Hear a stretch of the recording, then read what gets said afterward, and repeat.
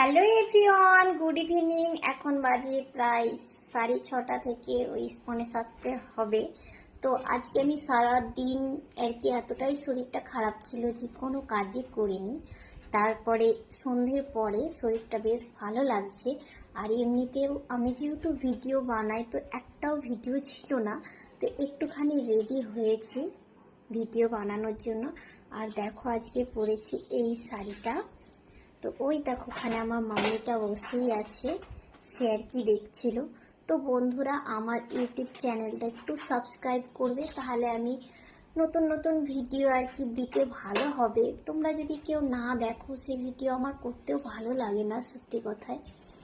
তো চলো আমি এবার কয়েকটা রিলস বানাই, তারপরে আবার তোমাদের সঙ্গে দেখা হচ্ছে অন্য কোনো ভিডিওতে। ততক্ষণের মতো বাই বাই এভরিওয়ান।